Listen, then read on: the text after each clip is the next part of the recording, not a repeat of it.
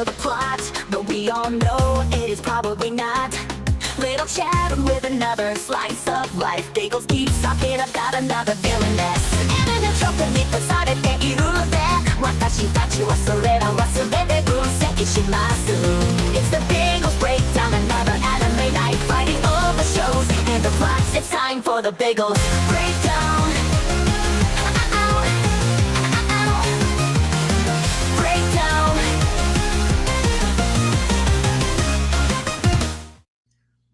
Hello, everybody, and we have the Crimson Swordsman here with his giant-ass gut sword. We have little Chad, the man of culture. Good thing Yes, nobody saw me like struggling behind stage, to get my headset back on and not drop this thing on myself. True. Like this thing is legitimately heavy. Like it is full on, just like fucking. It looks gigantic and heavy, so you got to start. Yeah, you got to start is. working out and just be like, and just do that like 100 times a day. Sup, gay boys? Hello. I'm gonna put this back where it belongs. Oh yeah, so Before I hurt myself any further. YouTube finally took away the names. So luckily, Jeremy Turner still has the same one. Otherwise, he's at Kirk's Red Shirt. Why does this keep changing my settings? What the fuck did I do?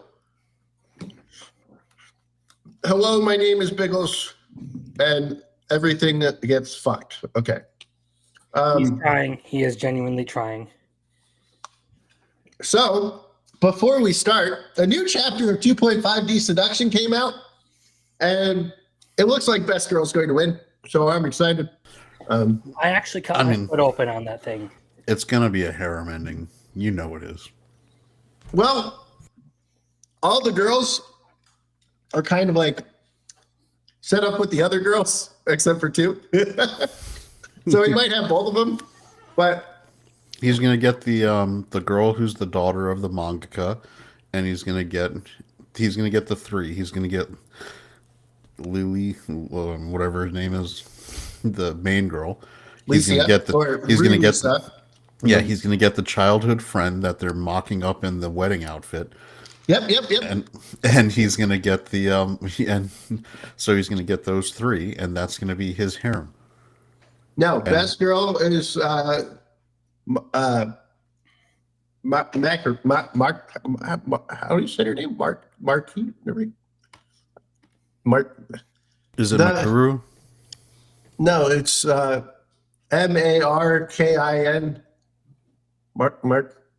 Mika. How do you say your name? The model. I don't know. I just call her childhood friend. Yeah, childhood friend, Mikari. Markery. Mika. I don't know how to say her name. I'm retarded. I can't read. But so Best Girl's going to win. It looks like. Yep. So I'm super excited. But that's not why you're here today. You're here to listen to us talk about anime because we talk about anime here on Mondays. So let's go. We got the fall 2025. Watch it. Yeah. Mercury or something like that. Neither of you watch Kingdom. Very upset. I wish I had more people to talk about Kingdom too. But this episode, we see why the three allied alliance is going to be awesome. One of them have split off to take on the people trying to interrupt the two other armies. We have the Emperor of Zhao, basically like, oh, we should kill him for being wrong. And they're pulling some people out, and there's going to be a big ass fucking war in the next episode. Is this like during the Warring Three Kingdoms period of China? Yeah, but it's 6 kingdoms. Well, is Chow Chow in there? There's Ken. Yeah, I think so. I think that's the big one. That's the biggest one, I think. They've already beat one. So one's already been destroyed, I think. Zhao, Ken, Chu, and then the others. I forgot the others. Hello, Marcel. All right. So no one gets to talk Kingdom with me. I'm very sad. All right. So let's talk about Best Girl and how Prince Julius needs to be punched in the fucking face. And I think we'll get the fight from the opening scene in the next one. What do you guys think? Well, I think I've and really enjoyed this one so far. Like we get a little bit of like the whole isekai thing. Like the prime minister starts talking, but nobody believes him because it's a ridiculous story. And then he pulls a fucking gun. So like, there's that. But really, the best part of this was just the whole like the prince winding Scarlet up the whole time, only to then be like, "Yeah, you're my plaything, my favorite plaything." Why, you didn't think I actually see you as a romantic partner, did I? Did you? What a piece of shit, man. I hope she beats the shit What out a of him. what a fucker! What a Yeah. fucker! What a piece of shit. I hope he kicks his ass. You know, But- he's like super suave and sophisticated and has everything going, and then was a piece of shit. You know he's doing it on purpose, right? Yes. In order to get her to go to break the tsundere barrier that's around her. Is she a tsundere, though? I Will think she she's punch just you violent. instead of? Yeah, I mean she she clearly has loving feelings that are wanting to come out and turn, and instead she channels it into punching people. Well, that's because she tsundere. well, he toyed with her emotions, you know? Like, Mhm. I think that's acceptable. Like, if I'm a piece of shit to you and you punch me in the face, well, I get it. I understand. I wouldn't think that's a tsundere. He's doing it to get her to finally break through and admit she has romantic feelings. Well, she kind of already was admitting that she had romantic feelings, and he's just like, "Yeah, I'm just kidding." Like, she even said it when he was like dying, basically. So, as are they handling multiple dicks at the same time? I think Marcel's jealous. Marcel, would you like to be handling some dicks right now, and that's why you're jealous? I think he's doing it because he's a dick. Yeah, I think he's a piece of shit. I think Prince Julius is a piece of shit. No, I think the again, another one of the more notable things was we get a little bit more on like the Terranetza situation. So we get a little bit of her like motive in this one, where she talks about how she wants to be the princess, the center of attention. She wants to live a happy life, and is just like trying to do all of this stuff so that she can get her way. So she is completely a narcissist, just doing this because she wants the good life, and she's a bitch, kind of like I was saying. Hello, gay boys. And Marcel says, "Ah, you got me. I knew it. I knew that's what it was." She's also sorry, I'm eating something. I'm like choking at the same time. Like Marcel. Okay, so she also is like, and the heroine will beat the villainess, and it's right as she fucking has a guy poison himself. Like, you think you're the heroine, you dumb bitch? Like, you're clearly the villain. Well, that's what I'm saying is she's got that handsome Jack kind of thing going on, where like she's calling herself the heroine because she kind of fits the role, and she has it in her head that everyone who opposes her is evil. So she's just a narcissist. She can do no wrong in her eyes. Awful Terranetza. Mm-hmm. Do you like her design though? Yes. I also appreciate that they're speckling the layers for theory crafting about like the religion that just popped up, its ties to Terranetza. Is she the goddess? Is she an agent of that goddess? Like, what's the role? I think the goddess is the one that revived her. Well, I think no.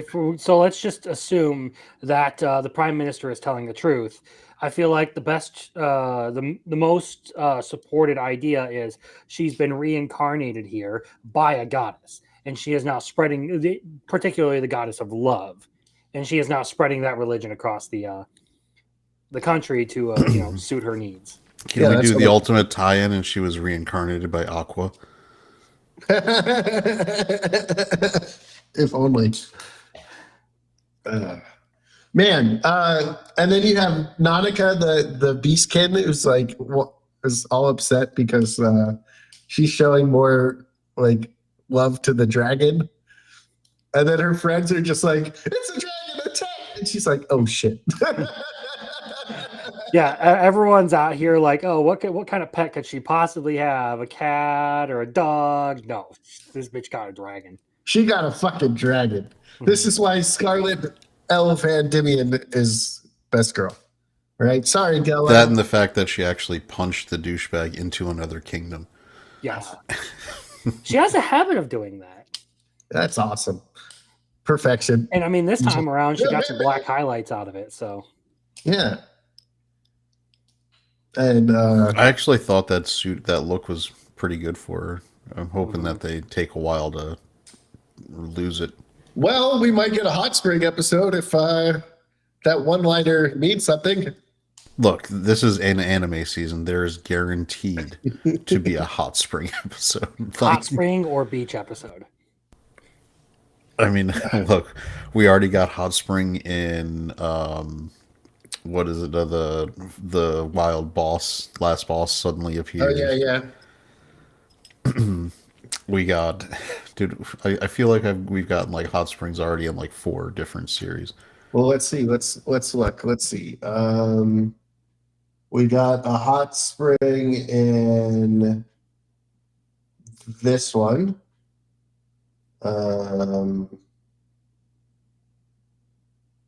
And we just get titties in this one.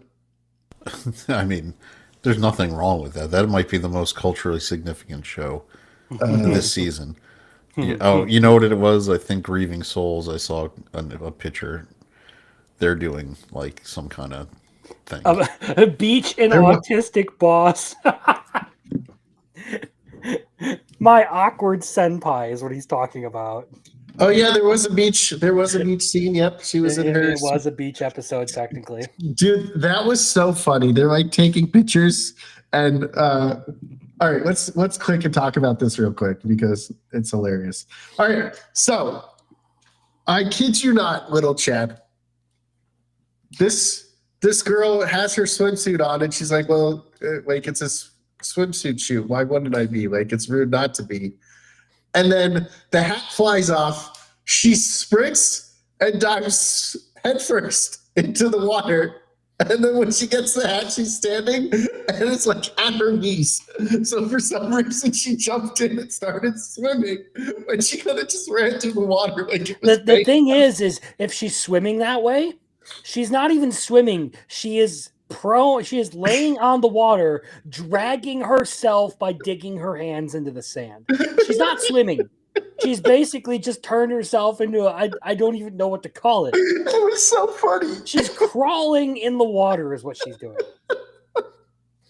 So I'm glad I'm not the only person who noticed that. Like that water's not near deep enough for you to be swimming like that, lady. It was so funny. I couldn't I help think, but laugh. yeah, I think Autistic Senpai might be the better title. Woohoo, got more laughs out of Crimson tonight than I did during this whole stream Saturday. Well, that's because he's here with me to make fun of me. Can never have too many hot spring and beach episodes. No. But if you want a lot of hot spring episode, I finally finished up Zatsutabi that I did that video on. And there's at least like 4 hot spring episodes. So there you go. I'm surprised nobody has done like like a manga or anime about going around to various hot springs in Japan. Well, that's what that show is all about, is going on traveling, and she goes to 4 different hot springs. She Yes, but specifically says she is there goes an to hot anime that springs. specifically focuses on hot springs?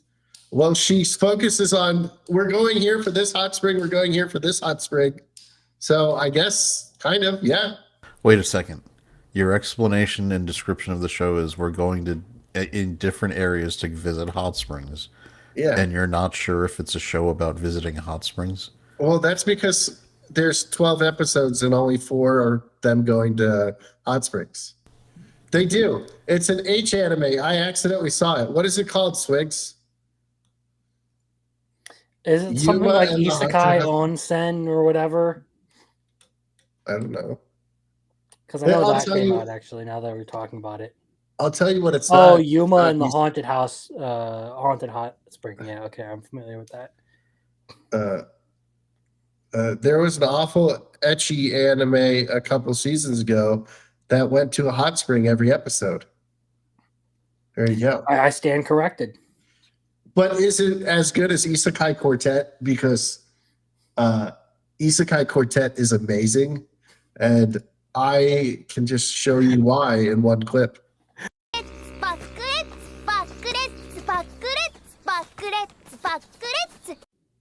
It's amazing. So, I ahead. just love how everyone is like meeting Shadow, and Kazuma, Subaru, and Ainz all have the exact same reaction to Shadow, and it's just Tanya and Demiurge who are like, "You're not taking this seriously enough." Yeah, come on. There's no way. There's no way he's just making it up. It's got to be some kind of code. I don't know. And Six. no, Shadow is literally just talking bullshit. And Yeah, everyone's yeah, like, and they're all like, no, he's just trying to sound cool. And I they're just like the no. introduction when they're talking about who must be the master. Like I think this was it last week? You know, like who is the mastermind? And he gets It right just up walks and in walks front of by, him, and then and Kazuma's the Kazuya- one who's like looking around, who's like, you just all saw that guy, right?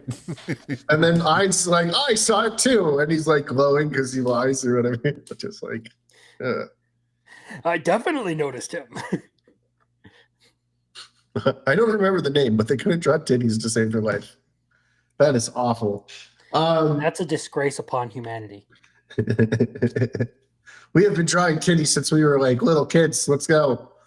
The world will know true titties. This is hurtful. Guys, do you think I'm as useful as Aqua? She actually can do the undead expulsion, so she's pretty useful. Damn. I'm Theoretically, she's useful, but does she actually do anything that's worth a damn in the series? Yes. That doesn't fuck everyone else over? Biggles is the Aqua of YouTube. So are you saying I'm a goddess? He has maxed out stats and everything but intelligence and luck. So have you started watching Cautious Hero now? I've already finished it. It was good, wasn't it? You know what? I hated it for like 10 episodes, and then we got to 11, and I was like, I take back everything I said. Everything makes sense. This Then is you really got- good. Then I you got like the it. twist reveal that Better love story than Rent a Girlfriend, I'll tell you that.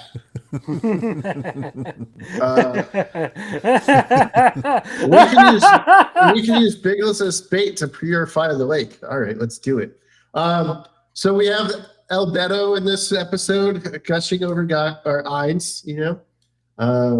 So nothing new. Yeah, nothing new. And they're all like growing plants, and Kazuma's like, we shouldn't use magic. Water gun. Fucking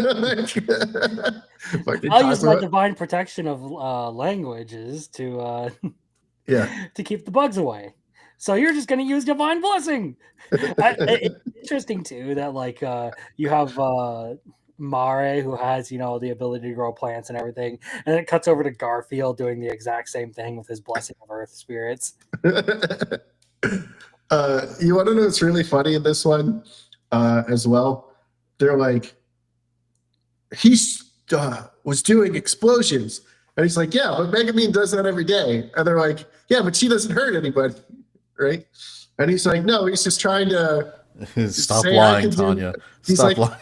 he's like, he's just saying he can do cool shit too. Dude, Tanya is so head up ass straight laced that she can't even see that Shadow's just a fucking fraud. This show is so good. I really was like, I'm like, come on, can we make it a full episode instead of the 12 minutes? I want this to be. I know it would start probably losing its effectiveness if it wasn't such the quick hit comedy. But Isekai Quartet is blending these characters really just highlights some of the absurdity of some of this stuff, and it's great. They're so good. I like how Rem's like in the background, like, no, we shouldn't do anything. Someone else will take responsibility and do it. Like that's Rom. Or, yeah, Rom. That's what I meant to say. Pink hair. Yeah. Love triangles and cucking. Crimson feels loved right now. What the fuck are you on? That's muffler tape. No, Nothing he that's what I'm says is- talking about. What the fuck nothing are he's- you on, muffler No- tape? Nothing he says is reasonable. All right. Have they done Subaru's reset yet in the show? Well, they reset Bayako to where she loves him now. And everything I don't know. It was kind of weird in this episode. But I guess that's the whole point. They're being super friendly and everything. What, him and Bako? I mean, Yeah, They- him and Beatrice. yeah, Beatrice. What's the dude in the very back's name? The fighter guy from the 12 Guardians or whatever? Oh, Cocytus? Cocytus, the Yeah, freeze, yeah. the ice Cocytus? guy. It looked like Cocytus was like, am I pretty? Well, that's the thing is Cocytus literally is like the stereotypical just goes with the flow kind of character.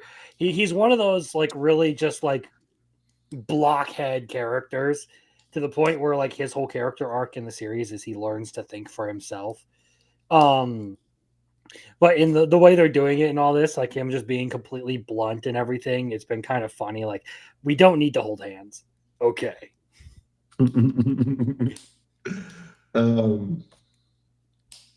But yeah, it's a lot of fun. We need more darkness this season. We haven't got enough darkness. Everything needs more darkness. Crimson, based with this comment about at least we get Rem in the show. Do we think with what they're going to cover season 3, probably still no Rem, or that'll be the end of season part? I think. Season 4, you mean? I mean, yeah, you're probably looking at nothing until later. I'm thinking maybe like There's a chance they end season 4 with like a particular scene. See, that's what I'm thinking. Post library. Well, Probably. well, they did show her in the wheelchair in the. Well, she's in the preview, but that's not Yeah. what we're talking about. I love the hell out of Tanya the Evil. It's a great show, but I actually have to watch it before the dub season is 2 comes awful. out. So if you want an awful dub, watch the dub. Which I Are I we did. talking like Ghost Stories awful, or are we talking No. Supercube awful? In the middle. I actually watched that one's And Ghost subbed. Stories is the greatest dub ever. What are you talking about? When your voice actors just get drunk and say whatever the fuck they want, like, ooh, pansies. But Tanya the Evil actually has a really kind of compelling storyline in its season. Especially when you get into Tanya just trying to get promoted high enough to become a rear echelon general to live in peace. and her way of doing that is like smashing without any mercy, and then that ends up creating her own enemy that is the most effective against her. It's a fun kind of show that way. You've got her bosses constantly being shocked at her, because obviously they don't realize she's a middle-aged salaryman intelligence in this like 10-year-old girl's body. This one right here has the creepiest eyes in all of anime in Tanya Misha? the Evil. Yes. She's adorable in Isekai Quartet, but she gives me the creeps in the fucking actual show. Her eyes, oh my god, on her, oh, fucking creepy. Uh, it's a great show. You should definitely check it out. Thumbs up. I agree. You should check it out. But Isekai Quartet is fucking amazing. And Tanya the Evil, by the way, if you have a working knowledge of like World War One geopolitics and the general function of what was going on in World War One, is even more effective because even they change the names and they make it like a slightly alternate, different world, but it's basically World War One going on with magic and I was about to say World War One with magic flying gears Yeah. and rifle. Yeah, and Yeah. you've got like and you've got the United, even Telegram. It's just like later the United States coming in very late to World War One versus the other people who are fighting it. It adds a lot of layers because the people who are making the show clearly are history buffs who like that era, and And then that And then the movie just goes into World War II because they're fighting commies. Because Russia wasn't commies yet in World War One. yes, they were. They switched I was in the about to middle. say 1917 was the Bolshevik Revolution. Yeah, they switched in the middle. Oh, okay. Yeah, that makes sense. That was one of the big motivators for the Bolshevik Revolution. Is Russia was behind the times in their political system; they were still operating on feudalism, and the war was basically like a final straw, and the Bolsheviks abused that. I thought it happened right after the war ended. Well, it's no, because the Tsar, because World War One's going on, is projecting a lot of his military force to the front line, and it allowed the Bolsheviks with a much smaller force to be able to take the reins of power in the interior of Russia without much, problem doing it. Because if you're occupied defending your front, in this case, your Western front, if you're Russia over with Europe, you're going to be completely all those guys are gone. So, a few percent of your population who are the Bolsheviks can, run roughshod. And the average population of Russia, the general people, aren't going to rise up to protect the Tsar when you can't give them bread every day because you're busy with World War One and sending resources to your military. Okay, so I thought it happened like right after the end. So that's why I thought. Okay, so I was wrong. Okay, I was like, why does this look like they're going against World War II now? But it was the end of World War One. Okay, I was like, this doesn't make any sense to me. All right, now I'm corrected. The Eastern Front gets largely glossed over in most U.S. textbooks. The funny thing is, I used to know way more about World War One and World War II, just because I used to just read about them all the time. And now I have no memory of anything. If anybody really wants to get a quick feel for the Eastern Front during World War II, I'd recommend a movie called Enemy at the Gates, which kind of covers Stalingrad and the siege where the Germans got bogged down and were just the worst kind of urban warfare where the Russians are just sending women and children and whatever they had to They're keep literally just throwing bodies at the wall. Yeah. to keep the Germans from advancing past this point. Because that's if you want to know what the Western Front was like, that's what it was. I mean, that's You mean And, the Eastern Front? well for Russia, yeah, the Eastern Front for German, the Western Front for Russia. But it was Well, it just would a have been the meager. only front for, Yeah. for Russia. Well, no, they engaged with Japan.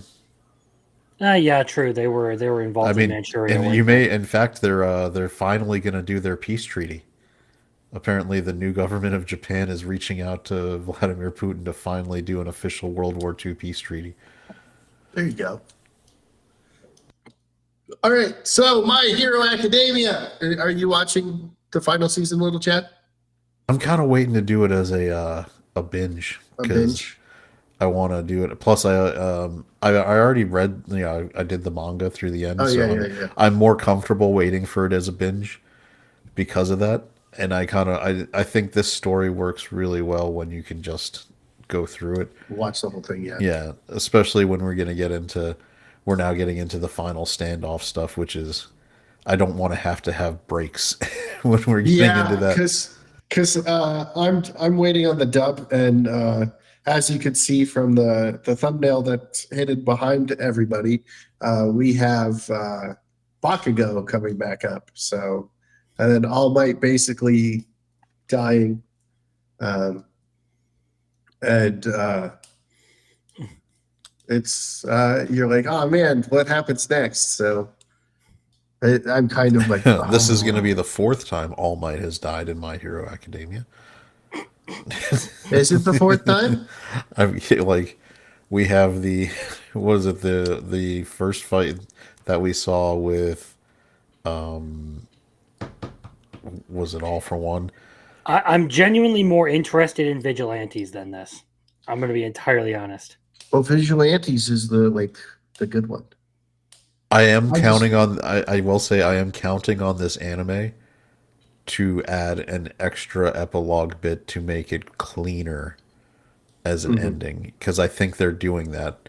I did watch a little bit of the first episode, and it does seem like they're actually flash forwarding even further with the narration from Deku versus what we were getting in the manga. So I think we're gonna get a much. I think they've understood with the request from the fans, and they're not assholes. So they're gonna do the manga as it was, because that was perfectly fine for the fighting. When we get to the final episode, I think we're gonna get a much happier ending. We're gonna see Deku happy with wife and children, probably in the scenes. I could see that happening. And the thing is, like, I know you guys make fun of me for Kaiju number 8 and their ending, but like that show and manga literally had no romantic scenes between any of them. And in this one, almost every single scene between Uchaka and Deku are like, oh, I love you, la, la, la, la, you know? And if they didn't end up together, I understand people rioting and getting upset, you know? So where Kaiju number 8 people just have the childhood friend sunken cost fallacy. Don't you fucking call it a fallacy. It's what he wrote in as a backstory. Like, No, he didn't. it is anime shorthand when they're kids and they're childhood friends and they make a promise to stand with each other and next to each other forever, that they are going to be a couple. That is Well, it makes anime zero short. I mean, sense. that's manga. It makes zero shorthand. sense in the story. And it, Then they shouldn't have done any of the flashbacks to show them making the promise to stand with each other. yeah, whatever. It doesn't. It makes zero sense to do it. They have 5 conversations the entire time in the entire manga and Then anime. why bother even making them have a childhood backstory together? Because she's the motivation for every single guy in that fucking division. I'm just saying, going in and adding that backstory between the two only makes sense if you're working towards a romantic endgame with them. Yeah. I mean, they set up more like there's a better argument to get mad for Kikaru. That's what I'm than Mina. It's the sunken cost fallacy for fucking childhood friendships. All right. There you go. There you go. Yeah. All right. Have you guys seen the Faded Magical Princess Who Made Me a Princess at all? This is another villainous show. Is it? Yeah. So basically, No, I'm not watching this. it's good. I like it. So there's a character named Luca. He's a great, powerful wizard who's like 400 years old, and she finally learns how to use the magic. Otherwise, just make the CF a dude. Well, they wanted a cool, badass girl to be in there. So there you go. That's why. All right. So you guys just want every childhood friend to be the girlfriend. Like when you guys were like, boy, girl, oh yeah, the blue-haired girl's got to win. Then you realize that she's a fucking psycho bitch, and you're like, I still want her to win. And you're like, No, she's still the better character. she's a fucking psychopath. And I she mean, does that's a matter of opinion. a matter of opinion. She's manipulative. She's a fucking assaults the dude for going on a date with the girl that she basically said to go out with, like, by throwing a shake in his face. Yes, that's assault. I mean, she just sounds like a normal woman. Well, there you go. Normal women are psychopaths. There you go. This is true. I think I've said this before, but all women are bi. You just got to figure out whether it's sexual or polar. There you go. My aunt is definitely the polar. Okay. So back to awkward senpai. Let's talk about something other than the beach scene. They get stuck inside the same hotel room because apparently the girl that she told to set it up got so distracted that she didn't do it and only booked one room. She was slacking. That's what she was doing. What a fucking useless woman. Slacking bitch, yeah. We still have no idea who these other two characters are in here. They haven't shown up at all. Well, I mean, we're only 4 episodes in. We can give it a little bit more time, you know? You don't even see them in the background at all yet. Like, Yeah, are well- they even at the job? What are these Well, I mean, Alma-chan just introduced one of the characters that was in the cover, and it's 4 episodes in. They weren't even in the background or anything. They just showed up now. Fine. Just saying. I don't want people on the cover if they're not in the fucking anime for half the season. But yeah, so they have to share together, and she's like, "Oh, I had to do this with my senpai, but I don't think he knows that her senpai was a girl." She's like, "I'm jealous, you know. Like, I wish that Hey, was me." he's clearly already got a thing for her. Mm-hmm. And he's just not, you know, like, all right, I gotta figure out whether she likes me back or not. And she's just, you know, stereotypical like gamer girl failure kind of character, or you know, all she thinks about is her fucking video games and trying to look cool. And then she challenges him to a game. Fake falls asleep, and he's like, "Oh, you must have fell asleep." She's like, "I'm not going to bed till I beat you." Like, and then they're late running out of the room, so they probably stayed up all night gaming.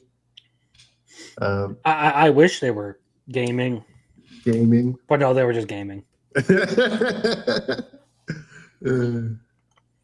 Anything That'll else? be some actual progress. I was saying this on Saturday. And this is one where, like, if it doesn't get a confession by the end of the season, this is going in the bin of, all right, not touching that again. It was just a generic office rom-com. Mhm. It's like what the Okinawa one where they screwed Kana at the end. Outraged. Outraged, I tell you. It literally just goes, well, maybe the real Okinawa was the friends we made along the way or some shit like that. Pretty much. I was like, Kana, no! It's funny how this one's Lakana too, you know? I was like, dude, she's great. It's foreshadowing. They're going to screw her too. Don't you bring that evil in here, Biggles. Don't you bring that evil in here. I hope good stuff happens for this Kana. Because they screwed over the other one. Let's see. A wild last, or actually, let's go to campfire cooking so you guys can start talking about it while I go pee. I'll be right back. Okay. Yeah. We finally got to enjoy Earth Dragon, which apparently we can prepare in multitudes of ways. I'm still just laughing at the fact that the guy's name is Elron. They Elron. know what they're doing. Yes. Like the elf character is named Elrond, really. You couldn't be any more on the nose with it. I just think it's funny that they gave Sui the blacksmith skill. Sui make knife. Yeah, literally a cute little 3D printer. I mean, plus it can dissolve. It's also your trash compactor. It dissolves trash and waste. He's the most useful. I mean, I know Fen is going out and killing everything, but I think on an everyday useful scale, Sui's the number one seed. Disposes your trash, can now 3D print weapons and materials of the highest grade. can defend himself. Has it becomes a machine gun when necessary, going pew pew. Pew Suey pew. want a pew pew. Suey wants to pew pew. Suey is awesome. I mean, to me, the little dragon now is funny for comedy, but it's kind of a useless member. Like in terms of the party makeup, the dragon doesn't bring a lot to the table. Mm-hmm. You just, He's just eating. yeah. I've Justin Bieber. I've really enjoyed just the goddesses as side characters, and just them arguing and everything. And I kind of miss not having the water goddess around because it's just like that must protect character. She gets a Monica award. She gets a Monica award. Does Sui get a Monica award? They're a combo package because Suey has her blessing. I did think it was funny when the gods were talking to the goddesses, like, you gave him defense blessings, right? And they're like, what? And he's like, you gave him defense so he won't get murdered, right? It's like, And it's not out of any sort of benevolence or anything. They're literally just there like, if he lives longer, we get more good food. Well, it's funny because he tried to buy armor and Phil was like, how dare you? Is my shield not good enough for you? Like, is my protection not good enough for you? Yeah, this is fun. I really enjoy this, and Mappa does pretty well with animating all of it. It makes the food appetizing. It always kind of makes me like, I could go for some of that. That looks really, really good. Especially like the rice dishes. I don't know what it is, but I enjoy rice dishes. Very good. Would you have Earth Dragon meat based on the description of how it tastes? I would eat just about anything that he has cooked in here. Like it all looks good. That's good. And you got that new magical stove now, so they're like, "We got an oven." do some roast dragon, nice stuff. I like. Normally, it's the dragons that do the roasting. Now you're roasting the dragon. I like How the turns table. What about turntables? Is he a DJ now? He's no longer cooking. Is he gonna get two of them in a microphone? I like how when he hears how much it costs, and he's like, that much. It feels like, I know you have the money, you buy it. I want more ways to eat food. Like, and he's just like, okay, here you go. Like, here's the money. Buy it now. I desire the cooking.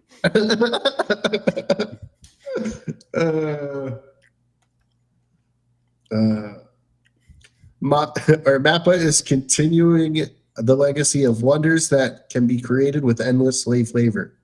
I like it. The Mappa CEO is just like, I love slavery.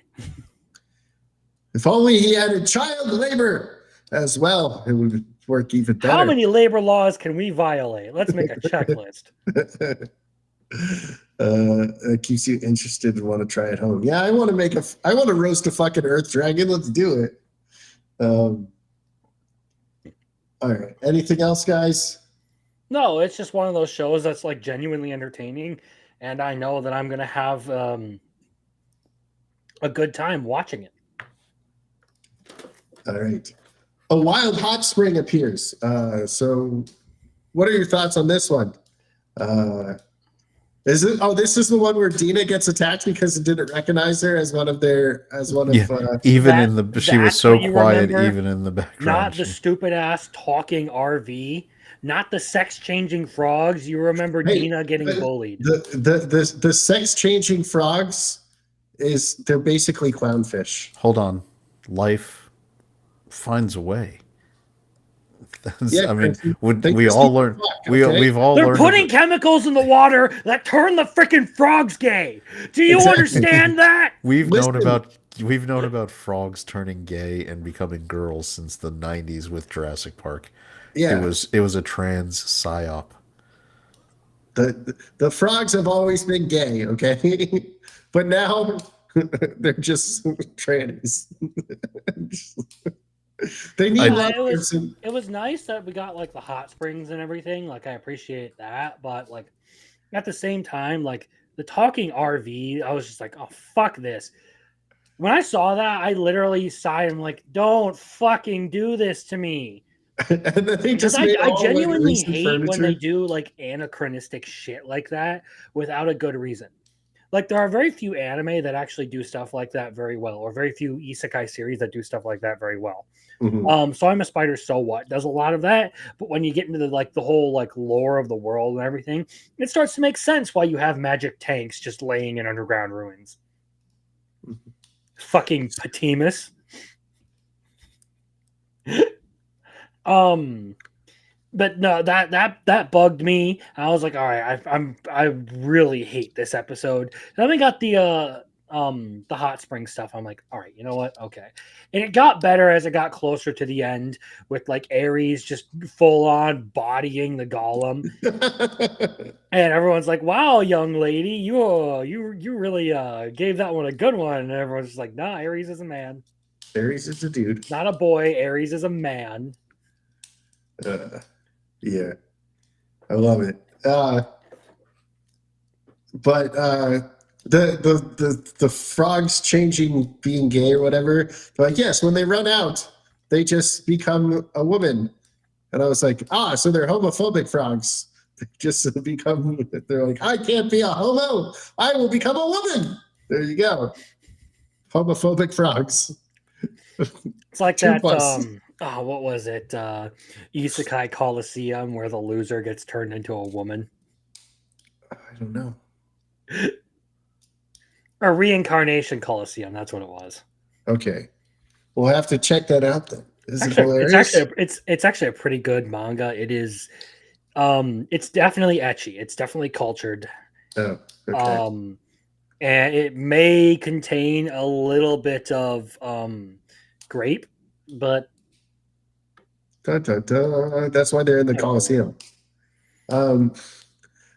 That just happens in Coliseums. It's no, okay. like literally one of like the very first descriptions of the world is the loser of the Coliseum matches gets bread, not like the food bread. Like Yeah, I know. you're about to take massive Breeding. Yes. Breeding. Okay. This seems not appropriate for of punishment, but yeah, I guess it is what it is. It's an ecchi isekai. What do you expect? Um, It's basically your stereotypical shut-in like nerd character, um, using all of his knowledge of video games to try and take down the most powerful women in the stadium, so that he There you doesn't go. have to get pegged. there you go. Perfect. Wait,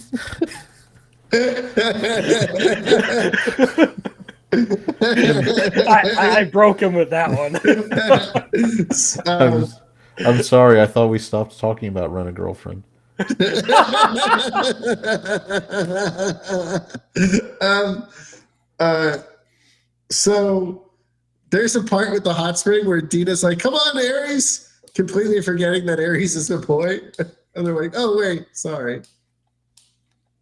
Yeah, I do also like the fact that she was hesitant because on the inside it's a dude who is isekai'd into this Mhm. world, and he's not used to being a girl, and now I think the even though it was not subtle in any way, the thing about the frogs was designed to foreshadow the fact that he's going to be overwritten personality wise because he's Mhm. getting the memories of her and her life. Mhm. He's going to start feeling, and they made it as a joke, right? Where they Uh-huh. cut to the flash of his nightmare where it's the big dude. He's like, I will, I'm going to take you. You have nothing you can do about it. You've caught feelings. Yeah. So, but I think they're going to keep, I mean, if the show gets more than one season, I think the journey along the way is also going to be the merging of the personalities where it's the original, like in this world version of her Mhm. kind of merging and overwriting a little bit of the game. You can see it in the way his feelings have gotten overwritten about his underlings when he gets the memories of Mhm. just like meeting Ares when it was just a little ram and raising it and doing things like that, and it is influencing how he's interacting and feeling about them. So I do appreciate that they're trying to add at least a little bit of psychological depth to it.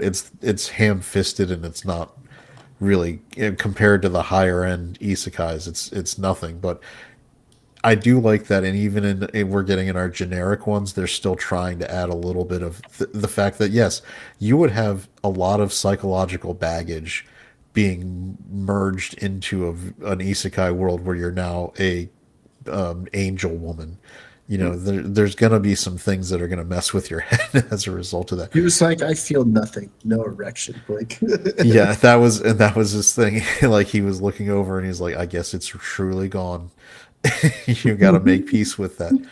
I mean, because I mean, obviously, you know, there's lots of stuff going on in 2025, but that's not a problem anybody in our world has ever faced.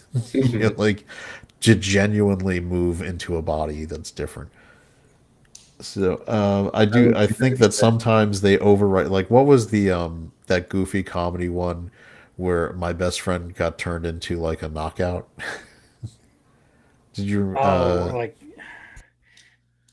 yeah, I do know what you're talking about. Where like it's the like super buff dude, and then the nerdy guy becomes basically like this fucking hot gal. Yeah, and they both end up hot for each other, and it's weird. I haven't watched it. I mean, it's The funny. age old I have question seen, of if you woke up as a woman tomorrow, would you fuck your best friend? No, my best I friend. don't is know an who's awful asking human that being. question, but it's a question. It's like, I'm just asking questions. I'm just trying to figure out. There's a guy who I am friends with who is on stream.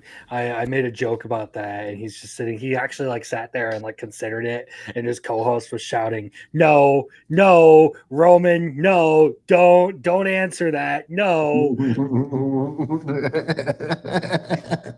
Absolutely. Okay. All right. Let's go. Let's go to the next. Pass me the monster meat, my lady. There was absolutely zero food in this. Or actually, there was like a quick, like 5 seconds of food, and then it goes to It focused actual mostly on romance. romance stuff and the fucking bitch that is the stepmother. Yeah. So I agree with you when you said you think she's responsible for her mother's death. She I may be would. culpable for some part of that death, yes. I 100% think she did it. Hmm. I 100% think she is involved. Biggles all in on that accusation. All in, yes, all in. It makes perfect sense. I have been thinking it since episode 1, or whenever we got introduced to that lady, and we found out that the mom was dead. So maybe episode 2, but it 100% makes sense. They're actually really cute together. It's like I could kill the monsters, and she's like, I can make them food, and they're like, sometimes we have to eat monsters. The But issue it's is like it's still recent enough in my memory that this one kind of falls into like the shadow of Betrothed to My Sister's Ex. Like it's just it feels like a less interesting version of that story. I didn't make it past 5 minutes into that show. I was like, this is Wow. too girly for me. That's a disappointment because it was really good. I was just like, this feels too girly for me. It had better animation than One Punch Man episode 1. The Biggles, the villainess. Yeah, if she was a villainess, maybe I'd watch it, you know. What is your obsession with villainesses, dude? Dude, I don't know. I just watched like 2 of them, Crimson, and they were amazing. Dommy mommies. You know what it is. All right. I don't like to be dominated, though. Just Bullshit. I don't. I just want them to. Who was be your assertive. who was your best girl from last anime season? God. I don't want to be dominated. I just want the dominatrix. I just want them to be assertive, okay? I need them to tell me, hey, do it this way now. And I'm like, okay. You're literally the autistic guy of I like dominant women, not because I'm submissive or anything, but because I'm autistic and they'll be direct with me. I don't understand what you're doing. Can we stop playing these games? Are we king or what? Like, please tell me. The Potion anime this season has a better animation than One Punch Man season 3. The Potion anime? What is the Potion anime? He wants to try to fix her. No, I need them to try to fucking tell me what to do so I understand what the fuck's going on. He wants to get pegged. He wants to get bent I do over not. the office desk. I do not. Ugh. He wants a dominant woman to whip him and peg him. I need one to Cuff be him to the assertive. bed and punish him like the bad I boy need he is. assertive, okay, and not dominant. I don't like to be dominated. All right, pass me the monster meat. What is this fucking creature on the fucking screen? Have we seen this yet? I don't know, but it looks like you should probably eliminate it. That thing is freaky as shit. Yeah, man, it looks like it's going to fucking vampire bat someone, but it's white. It looks like it's going to devour your soul. I know that's just basically stereotypical albinism, but it still looks creepy as shit. Like that is horrendously scary. Like I can't even tell what animal it is. Is that supposed to be a dog? Like fuck. If I had a dog like that, I would be like, all right, we got to sell the dog. Like holy shit. I'm going to drop kick your dog off a bridge. Okay, Anchorman. Milk was a bad idea. Ugh.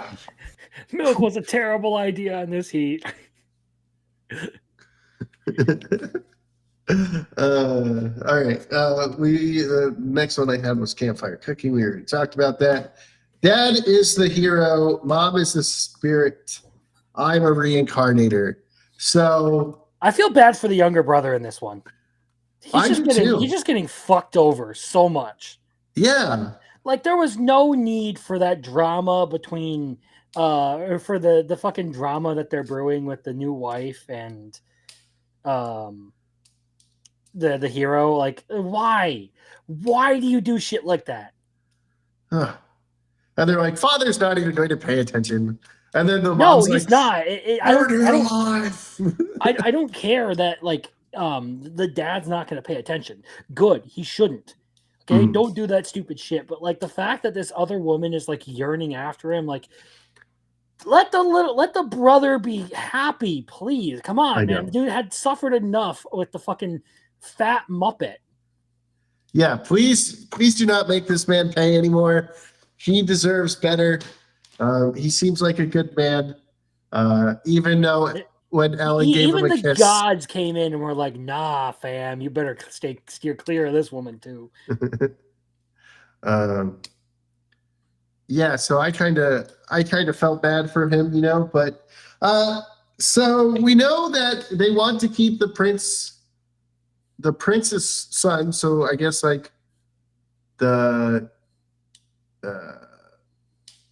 prince, I don't know. What do you call the crown prince's son?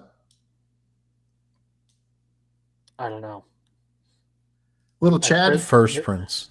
He's not the crown. Remember, he was the king. By the end of the episode, he said that he was the king now. He had taken over, and they referred to his kids as first prince, second prince, and first princess. Oh, okay. I didn't realize that he became king. I must have. It was a throw. It was while the wedding was starting. It was when he was talking to his wife Ori, and he was like, "There's King so and so, along with first prince, first princess, and second prince."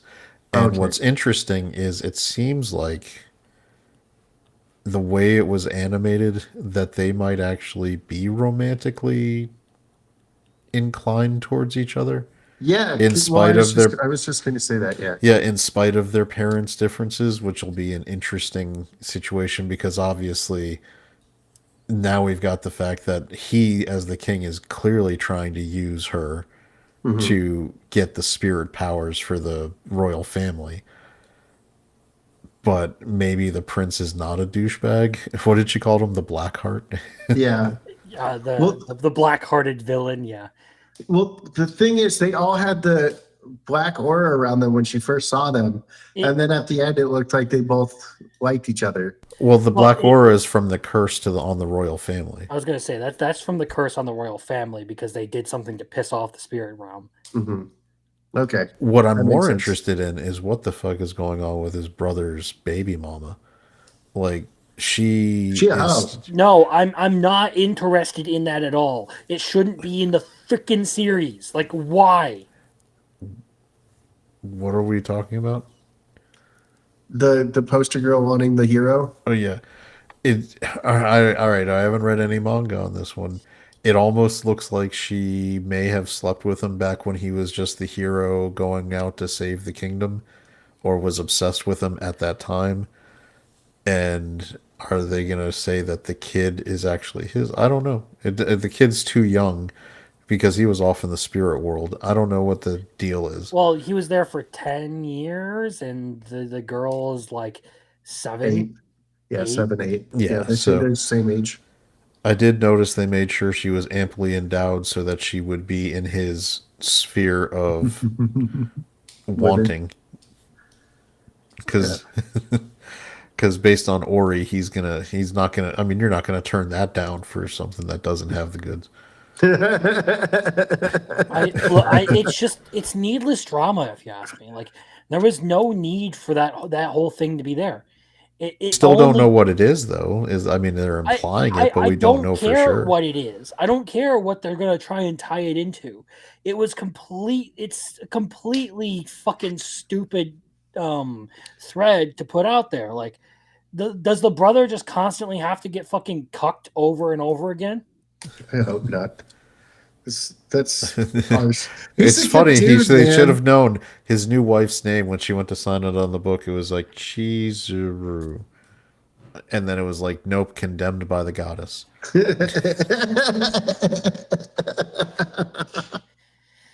Like, this episode would have been great without that one thing. Like, if you just like didn't have like the, oh, everyone has to be in love with the hero. Like, come on. Like, the dude's married, has like I'm looking at this like, okay, maybe you could still do an interesting story without constantly taking the syringe and injecting fucking romance drama into it.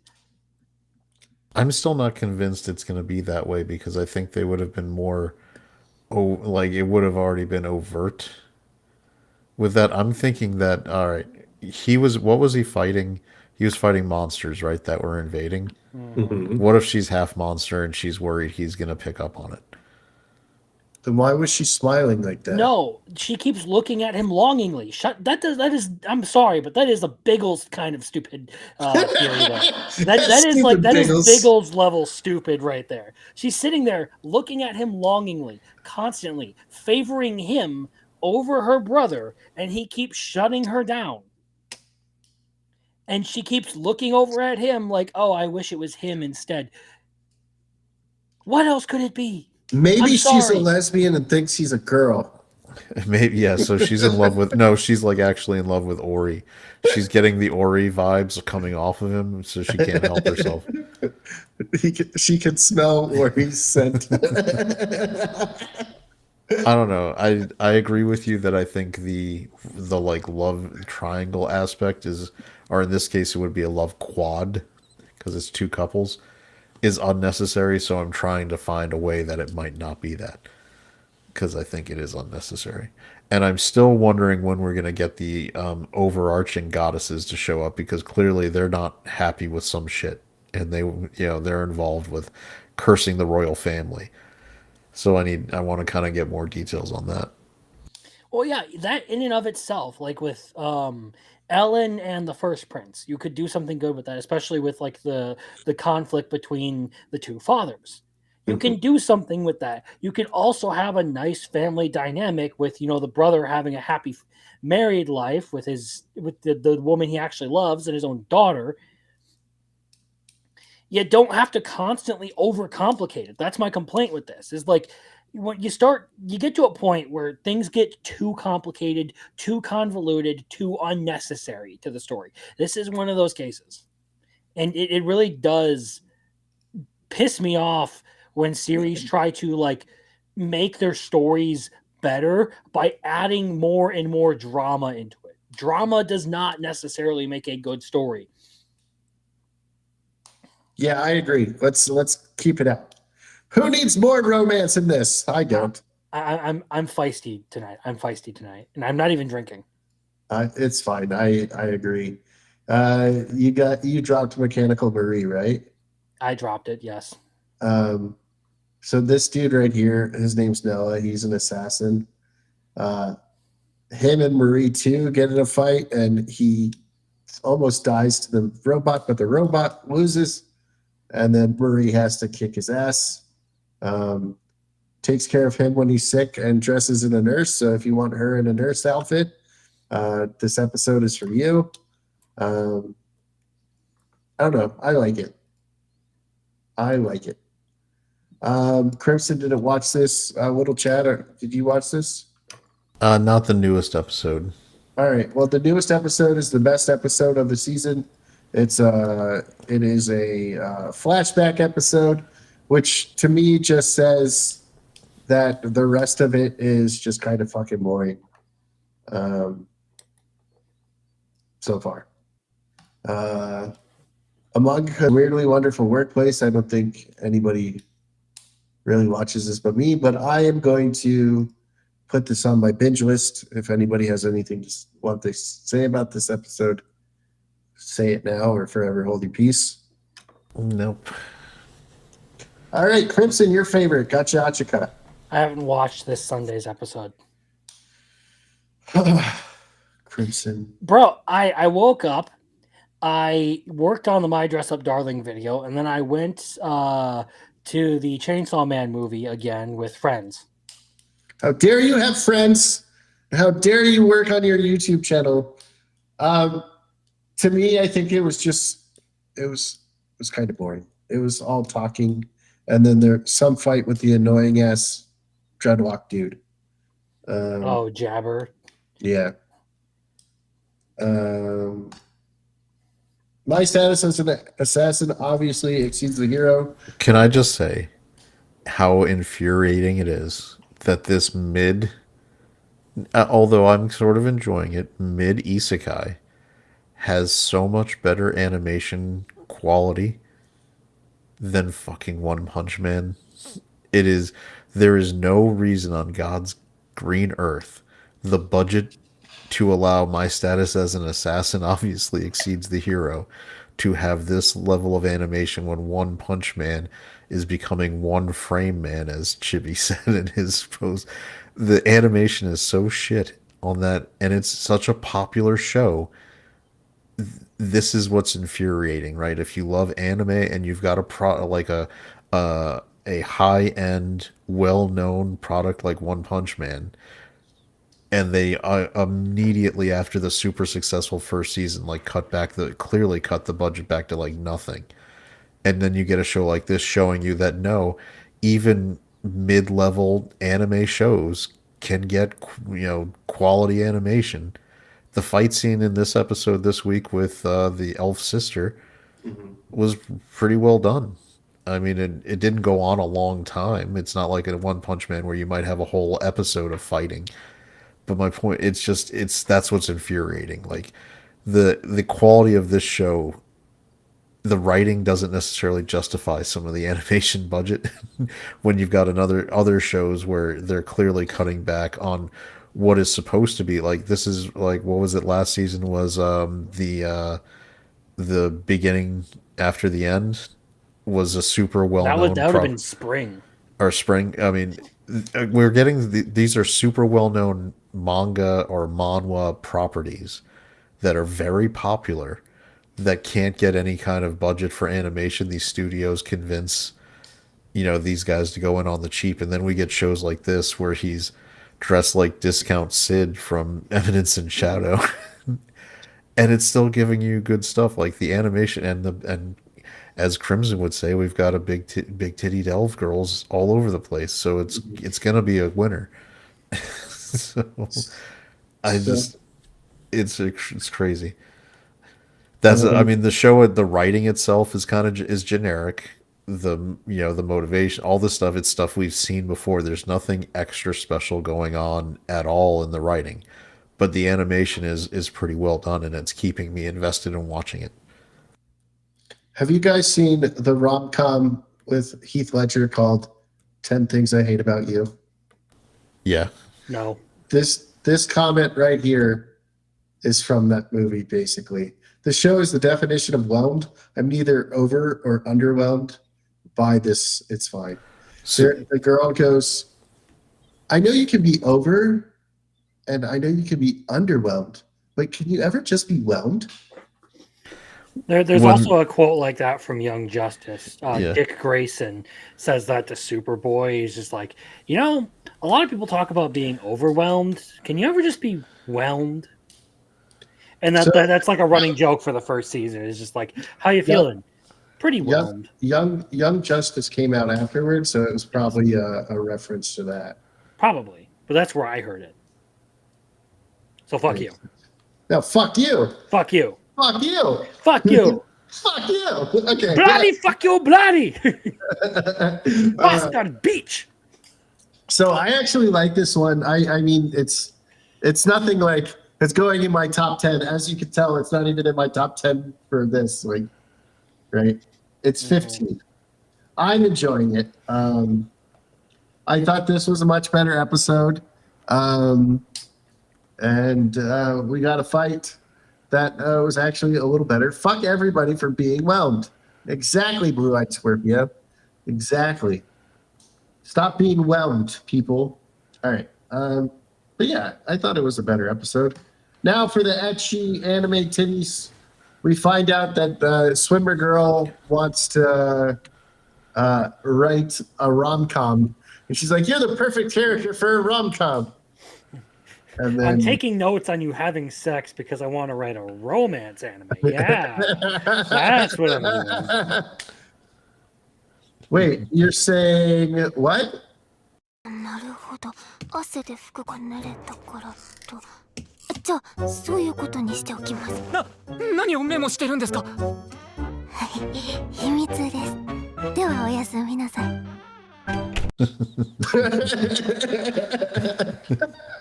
I mean, this is all right. This is what if you're gonna do an ecchi series. This is how you do it. Comedy. You give boobs all the time. Don't lean into it. Have fun with it. No one's coming here to win awards for writing or And best don't anime make your of the main season. character a fucking pissant pansy. Yeah. And it's hilarious because he's like, are you trying to trap me too? She's like, I am going to quit swimming. And he's like, you can't quit swimming. Here, let me give you a massage and then you'll relax. And she's like, So, so I do appreciate that. Yes, while this guy is clearly a kind of a lightweight dude, he's well aware that the girls are trying to seduce him. He's just like, no, I can't lose my scholarship. I would like to bang the hell out of him, but I'm more interested in my future, and that would be short-sighted. So he's not stupid enough like in Goddess Dormitory or the other ones were like, oh my god, are these amazingly hot girls into me? What? No. Like I don't you don't need to have like him be a pansy to give him a reason not to bang the girls. Like he can, in fact, any normal rational male who's not Biggles should pick up on the fact that they're hitting on him, when they're showing up naked, throwing their titties in his face. The titties? She threw her panties in his face. She literally ripped them off and threw them at him. It was literally the meme of what is the most obvious hint you've ever given a guy? I threw my panties at him and he continued to explain 40K lore. who hasn't done that? Let's be honest. It's like Biggles was like, I knew she was a winner when she said for the Emperor. I am actually, unfortunately, I side with the space commies because they're the weebs. I'm with the Tau for the greater good, I've always played the Tau. Traitor. I know. You are a traitor to the Imperium of Man. I know. Sorry. They didn't want to make me the Emperor, so I decided to go with the weebs in space, the fucking space commies with the fucking mechs. I look. He thought you. Oh wait, we already showed that. But yeah, this is a funny No, one. this is finally a respectable, like full-on ecchi anime, like full-on risque ecchi anime. I mean, Takamine-san was, but like the vast majority of these types, like the short, like very exposed ecchi anime, tend to be pretty shit because their protagonists suck or their writing is just shit. They try to be super serious with it and it doesn't turn out very well. And at that point, it's literally just titties. And if I want anime titties, I can go find dojin that are better than whatever is on my screen. Like I don't think people fully understand. Like, you can make fun of me for not wanting to watch something just for titties. And the reason I don't want to is because I can find better material or the source material for whatever anime, and it's going to be better if I just find it on something like Read Hentai or something. There you go. He has his own site, so if you need it, go to it. Yeah, I mean, I think this one and What the Hell Are You Doing Here, Teacher, basically, if you want an Oh. example of how you do a comedy etchy show, those are the ones to watch. So if Swigs is still in the chat, Swigs once sent me a text saying, whatever you do, don't watch What the Hell Are You Doing Here, Teacher? And I was like, oh, I've already seen it. It's fucking nuts. Why would someone tell you not to watch it? Because Because they're gay. yeah, Yeah. Swigs is gay. That's why he's married. Because he's gay. All right. Just like our favorite e-girl. Him and his wife are both women. Right, little Chad? Your dad's 100%. a lesbian and your mom is gay. So Oh, by the way, real quick, did we get an announcement about another season of 100 Girlfriends? Yes, yes. Nice.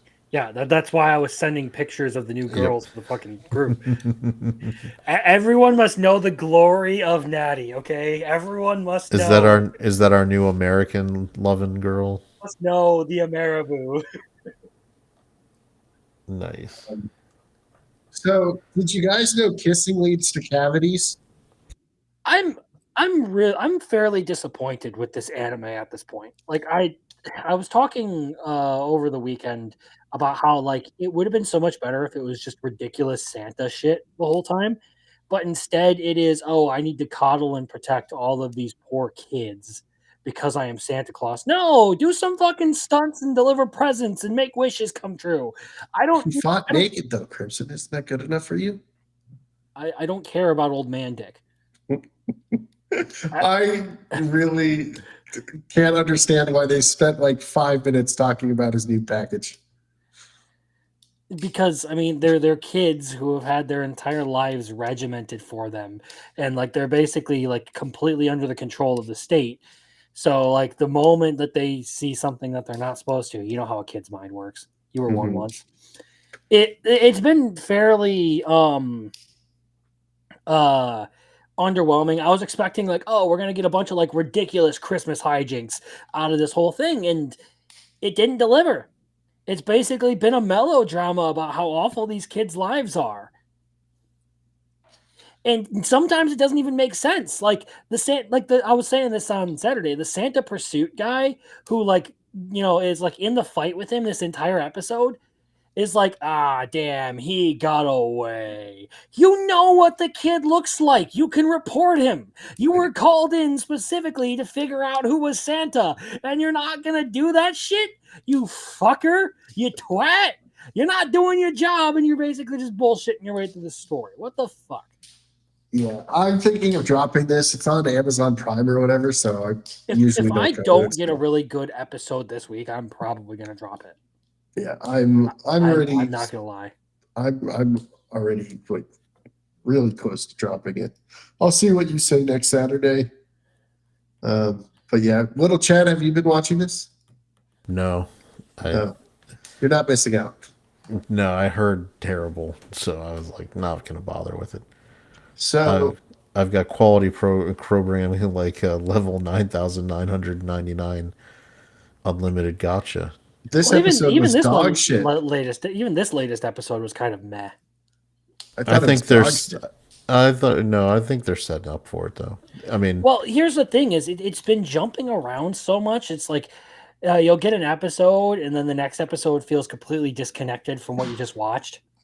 Mhm. Yeah, this one is. I did notice when I first started this new episode because they were at his village looking, and I was like, did I went back and I was like, did I miss an episode? Like, because last episode Yeah, we did and no, it's just that was a flashback to 6 months before him taking out the other guy when he first went to the surface to try to find his family.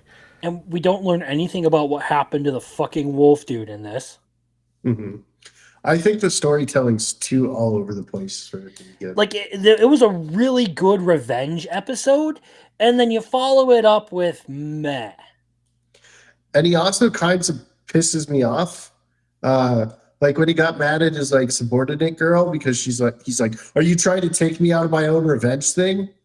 And he's like, "Dude, you're a fucking retard. Fuck you." I do think that he is mentally unstable slightly. Clearly.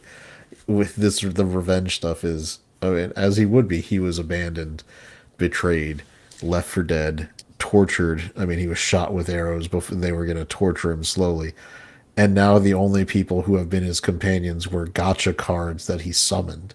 So And I he think, treats him like shit. yeah, because, well, I mean, they're not necessarily real to him. They're items he summons, right? You can see just like he summons a mask, he Mhm. summons a person who's, his fighter of the day. You play mobile games, you get gotcha draws. Do you I, feel I emotionally connected to the gotchas that you're drawing? yes. Now they're not talking to you and living with you like they I don't have. care. It's kaiju number 8, and the other one is 2.5D seduction. So yes, I feel connected to them. You're I like don't the play girl any other from, one. Meet Me at the Food Court. You're like, I'm only mad when I don't draw the one that I liked. Exactly. Wada. So, Oh, Wada. but I think we're getting, they're hiding the fact that it was the elf guy from the party that he's going to end up running into in this next thing. I'm, my only question is There was if an this, elf guy. I thought it was a woman. I thought it was 2 elf girls.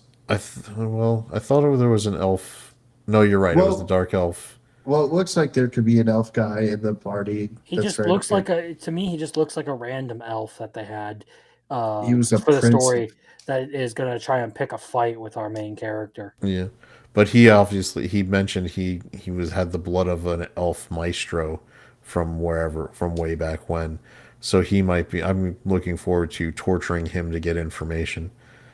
I think I'm worried though that this party that he's meeting up with, that he's making friends with, will end up being fodder to fuel his next round of revenge, where someone's going to end up because they seem like nice people. And that's where like something like even Overlord got me. It was like, you got me to like this party that we met, And and then then you you killed him. just killed them. And I get that what you're saying story wise and why you're doing it, but it doesn't, that wasn't a fun part for me. It doesn't feel good. Yeah, I was like, dude, I like this guy way cooler than fucking Ainz, and the fucking Ainz killed him. I was like, fuck you, Ainz. But yeah, I don't know. Overlord, the series where all the dead characters are more interesting than the living cast. I also think one of the reasons this episode was slower is we didn't have retarded Night Girl Oh man, because I love her. she's she's the hilarious. best. And we didn't have number one maid or retarded Night Girl, so the episode dropped down a little bit. Yeah, I didn't like It's it at just all. my biggest problem with it, like I said, is it kind of like jumps from episode to episode without any sort of coherence. That isn't a problem for like comedy anime or where like you're doing an anime that has like gags and stuff to it. It's particularly a problem with this because it's supposed to be one story and it feels disjointed as it's going about the thing about everything. It's like, oh, you have this episode and then you skip ahead like 3 years and you fall back half a year and then you skip ahead a bunch and they're doing a completely different thing. And wait, what happened to that guy you were just getting revenge against? Like, what did you end up doing with him? No comment, nothing. Oh, okay. It'll be interesting, and no one will probably have the motivation to do it. But if somebody like recut it chronologically to see if it flowed better, like if you just went first episode where he gets betrayed, you cut forward to the him walking around his kingdom, you're gonna go to this store, go to him going to the village and finding out everything's been messed up, then cut back, then he goes back to his town to do the research and do his first revenge to see if his power level is enough that he could effectively burn the world down. I do think it's nice that they've made it very clear he's only giving the world an A B choice. Depending on the information he discovers and if his siblings are alive and what's happened to him, I will either be A, burning the entire world down, or B, taking it over and just ruling it. There's no in between where I'm just living in peace with people. Well, let him fucking do the Aaron Yeager route already and fucking end it. Rumbling. Well, he's not doing that till he finds out what happened to his rumbling. siblings, because he wants to get them before he burns the world down. Hines gave them a chance out there. They didn't take it. Neither did Gazov. Hines did nothing wrong. Hines basically set them up and was like, yeah, okay, whatever. Fuck you guys. I mean, Yeah, it's bullshit to say he going to defend your own things that are important to you. Yeah, it's bullshit to say he gave them a choice without it. Like, if he laid out the scenario, like, look, here's the choice you're getting. He didn't. They were an adventuring party, and then he's defending the kingdom, and he's there, ostensibly against an invading army, and he's duty bound by oath to fight till the end. That's not giving someone a choice. That's not like, let me give you informed consent so you can decide to proceed or not. Ainz, and that's the thing. Ainz is not a smart character. We know this. He fakes it till he makes it. Well, the funniest thing about watching Isekai Quartet is I've learned more about Ainz than I ever did from Overlord. Like the fact that he didn't even graduate middle school. And I love how all the stuff lore is hidden throughout Isekai Quartet. It's so good. There's a bunch of random things in there that are all lore accurate, like everyone's reactions to different things, and Subaru being a complete slacker in class. That is completely accurate. So let's talk about Dust Beyond the End of the World. I might be dropping this one. Same. I was saying the exact same thing. The wise one is fucking retarded.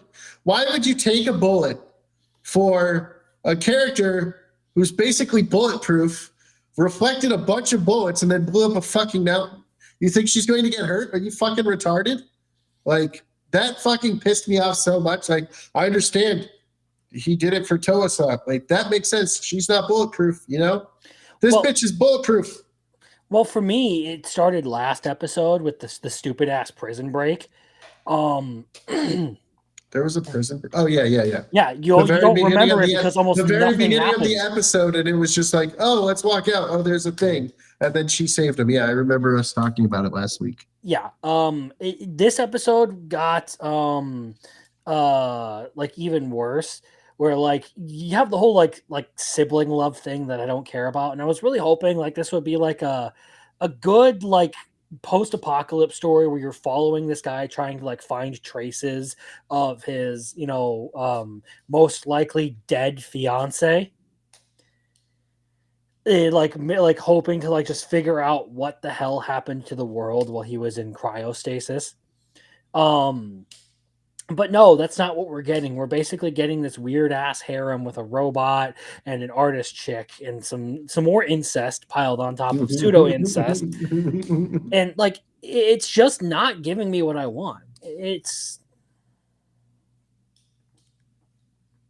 it's deviated from what I had hoped, and I'm really I need to know what happens with this cliffhanger. And if this next episode isn't something absolutely stellar, it's getting dropped. I'm done with it. Yeah, I want to see what happens next, but I'm probably going to. I didn't even think about what you were talking about with the bullet thing, but now you start talking about. I'm like, yeah, why would he take a fucking bullet from a chick with a force field? He's fucking retarded. I mean, oh man, this fucking pissed me off so much. I was like, what the fuck? I'm almost like, uh, the incest should be right up your alley. Sweet home Alabama. Sweet home Alabama. The show gets one more episode to see whatever happens. Yeah, it's fucking stupid. Like, is this guy? I'm pretty sure this guy's fucking retarded. It was like episode 1 was like, okay, that was kind of weird. Episode 2 was like, okay, you know what? I'm kind of digging it. Coughing baby versus nuclear bomb. That was kind of funny. And then from there, it's just been like, Yeah, I'm probably going to drop this depending on next week's episode. This is a Thursday episode, I think, which means on Thursdays I won't have to go to 3 different fucking well, I think I'm dropping, or no, Sonda's Friday. So I won't have to go to 2 different things to watch my Thursday episodes anymore. But yeah, I'm probably going to drop this. Little Chad, have you been watching this still? No, Okay. I have not. You're not missing shit. But yeah, I probably dropping this. Fuck it.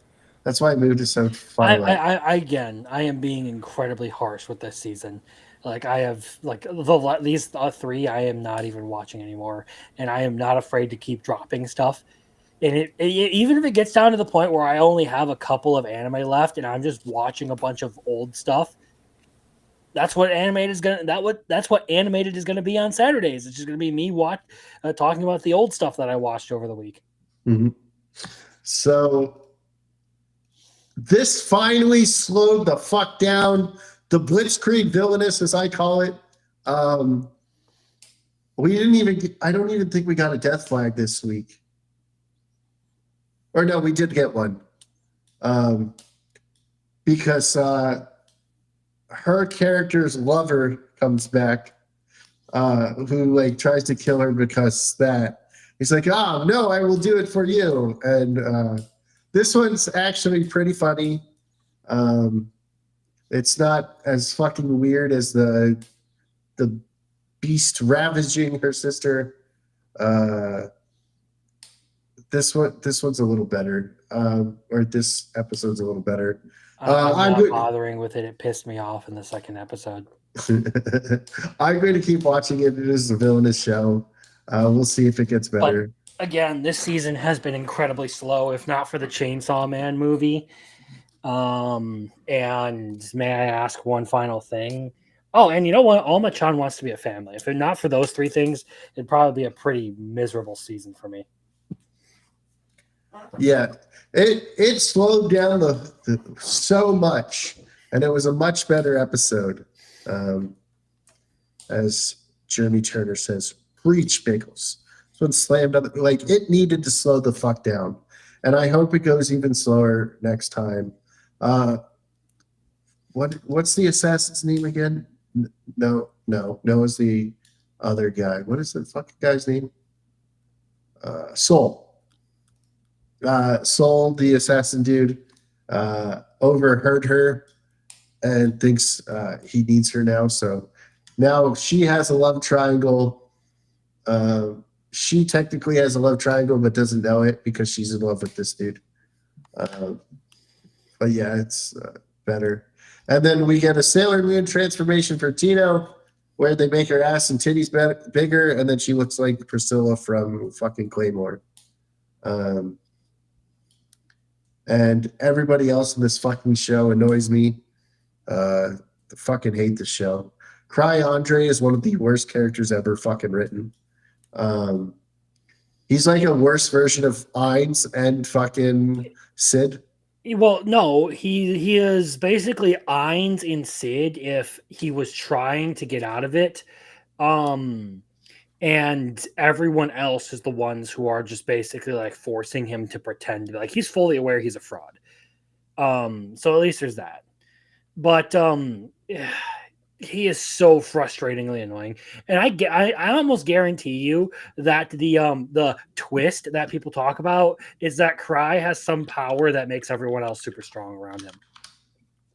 That could be it. He's literally gonna be like the Lystrosaurus from Ark, where they get extra XP from being around it. He's the a fucking support completely character. useless little fucker that just sits in your base the whole time. But because you have him around, everything levels up faster. I'm almost guaranteeing you that is what Cry does, and that is why his party got so powerful. That makes sense. But he's still a piece of shit and I hate him.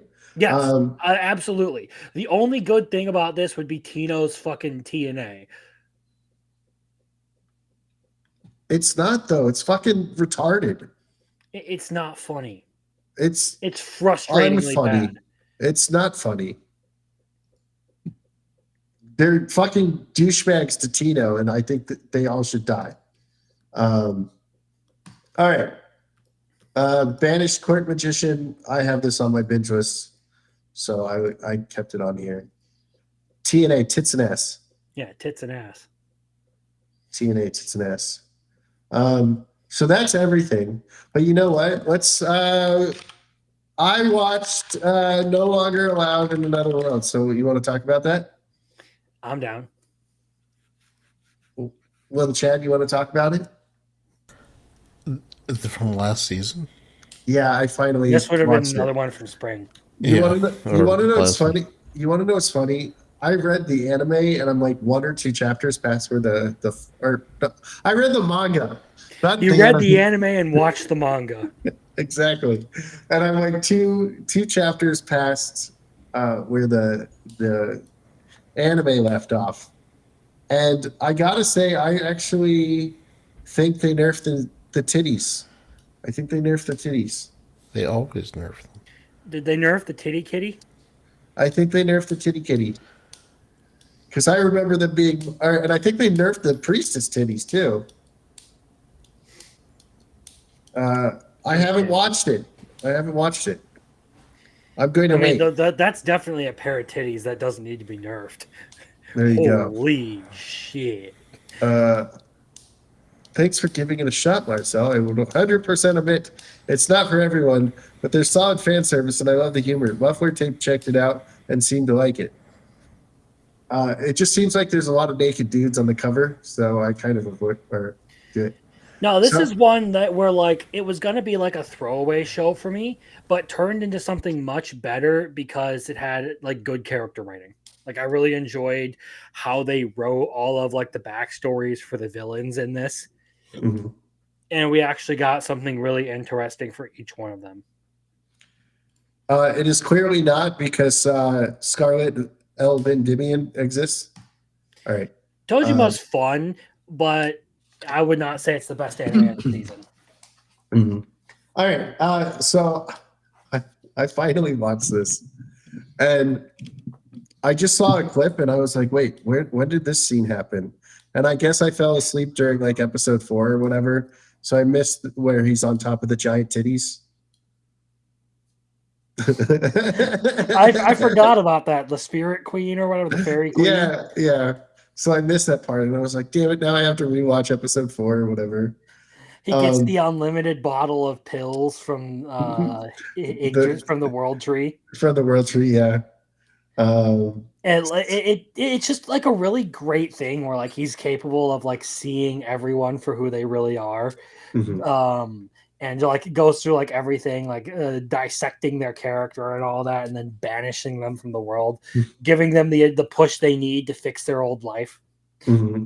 I like Ian Sinclair's character when he comes in and he's like, "I will fight for justice," and like go with them, right? She's way better. Look, 100%. I understand you like the jiggles, but Tojima-kun, Tojima wants to be a common writer. It's fun, but at the same time, it suffers in certain areas where it is very cheesy because it plays into the stereotypical common writer stuff. There's a lot of chuny characters in there who are like basically pretending to be common writer characters while fighting actual villains. I would still 100% pick. May I ask for one final thing? Every time over that. I don't care how big the titties are. If that is your deciding factor, then I'm sorry, but you don't have good taste. Yeah, well, Marcel is 100% all about the fan service. So I'm surprised he hasn't had Don't Touch Me as the number one anime of the season, because some of those titties are even better. There you go. But I love how Sensei is with like the Ian Sinclair character. So like Ian Sinclair like stops the gambling or whatever, and then they're like, "All right, sweet. Now we're just going to do exactly what they did." And he's like has like a breakdown, and like Dazai tries to like warn him. And I keep calling him Dazai, not Sensei, because in the manga it is Dazai. That's why in the very beginning it says, and a certain writer, yeah, who did a double suicide. So there's that. And I just love how like the priest like follows him all the time. And I love how whenever someone bites him, they get poisoned. And he's just like eating the pills. Like, it's great. Kamen Rider is better than it has any right to be, given the cringy nature of the show. It's also one that the pace hasn't let up from the start. So is it like a high paced anime, I guess? Not necessarily. I think it has a consistent pace. It's just one of those things that like it has its lacking areas, and it doesn't fit the kind of things that I generally like enjoy. It being cheesy is kind of part of the fun, where it's just kind of like dumb fun, but dumb fun very rarely hits high for me. Mm-hmm. So like the fact that you have some like interesting stuff going on with it, like the vigilante stuff has me interested, but I don't think that this is like the most amazing thing of the season. Like I think there are plenty of anime that do better. And also, Kingdom is out this season, and Kingdom is one of the best fucking animes ever. So get fucked. All right. I would still say Tojima is very good. But I don't think it's like the best of the season kind of thing. It's just like, oh wow, this is like a really fun anime to watch. Yeah, but it still wouldn't fucking touch Kingdom. Kingdom's fucking amazing. If those first two seasons had the fucking same animation company that they had from 3 onward, it would be, people would know how fucking awesome it is. But back to this. And he keeps, Dazai keeps using his powers. I like how he's working through all of it, and like it took until episode 4 to like really capture me, but after episode 4 I was like, oh wow, that was actually really good. I did not expect that. And for me, the biggest part of any story is how good are the characters? Like, are they compelling? Is this going to be something that's going to give me like, a good background? And that's what I got out of this.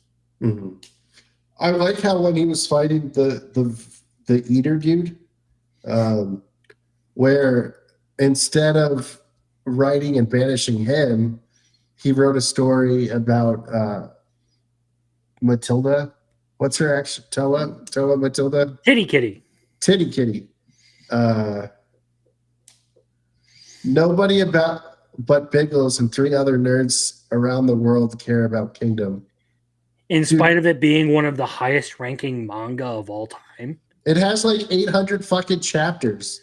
It's fucking amazing. Like anyone who doesn't fucking, my college roommate loves Kingdom. Yeah, Kingdom is fucking amazing. Kingdom is so good. You can pull this up. Of like the highest rated manga of all time, Kingdom's up there. I have to see specifically where it is, but like, let's go. People that tell me Attack on Titan has good writing.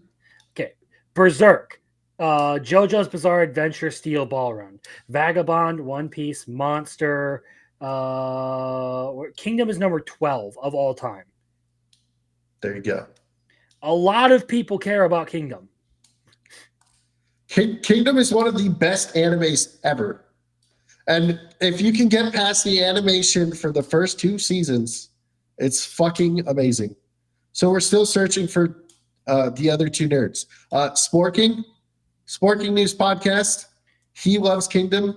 My cousin actually really likes Kingdom. There you go. Arceus's college roommate loves Kingdom. That girl in that video that I was talking about, Crimson earlier, loves fucking Kingdom. You know, that's the kind of girl you go find and wife up. Yeah. So according to this, at least on my anime list, there are almost 200,000 people who have voted on Kingdom, and it's a 9.02. Yeah. Kingdom is so fucking good. Well, once you get past like I said, once you get past the first 2 seasons, the animation is so much better.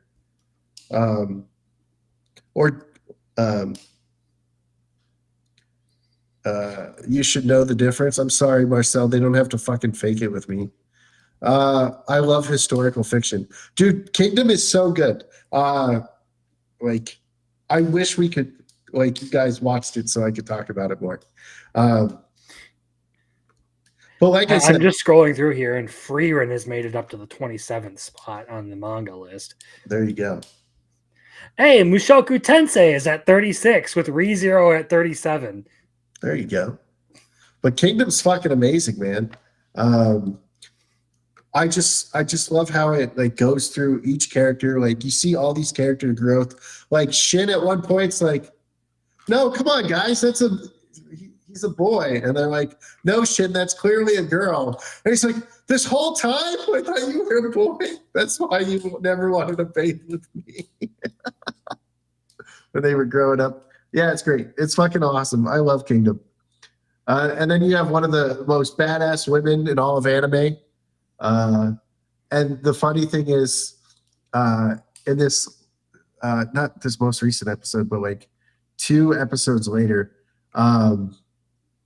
it's so good. You won't regret it. If you can get past the first 2 seasons animation, like there's one fight in, I think it's season 2, where it just looks like they're going like this over and over again.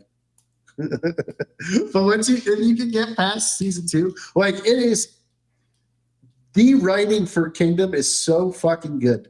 And like the politics in it, like the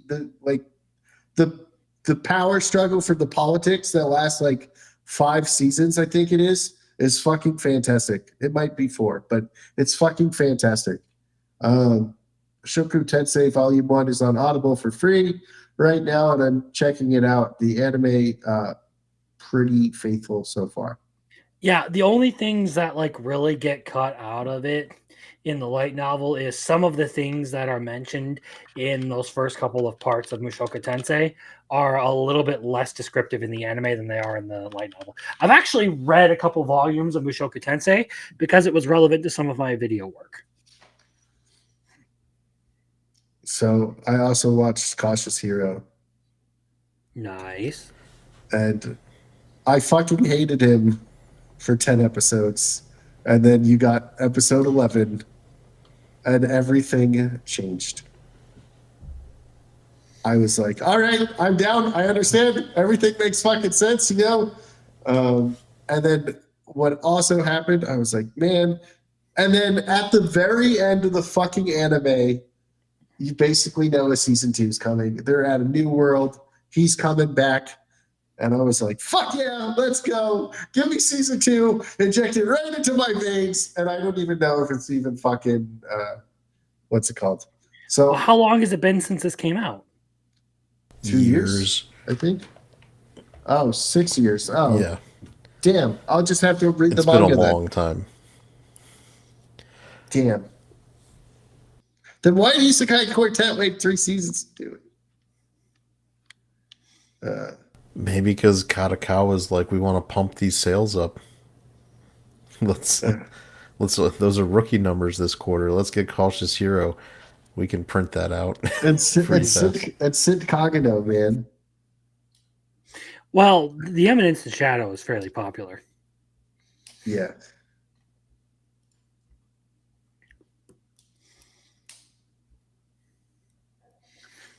All right, whatever you say, Marcel. Fucking Kingdom's amazing.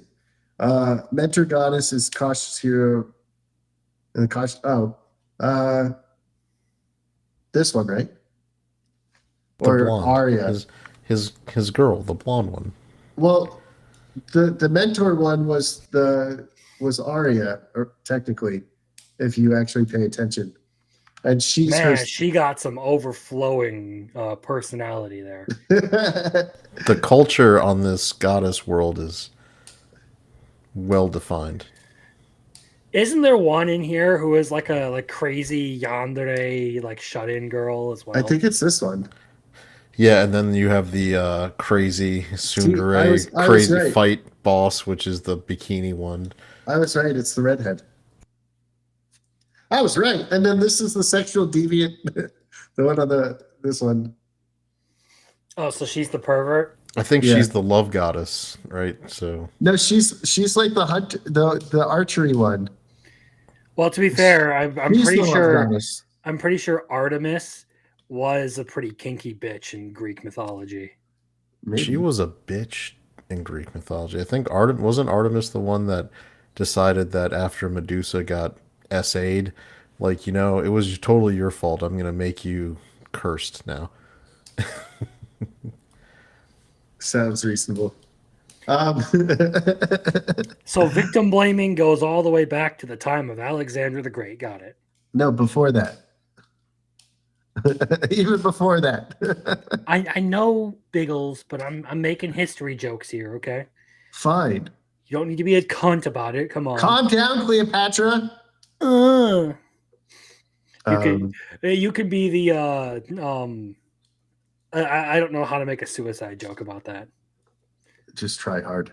What the I don't Mark Antony and Cleopatra, they killed themselves, right? Probably. I don't remember.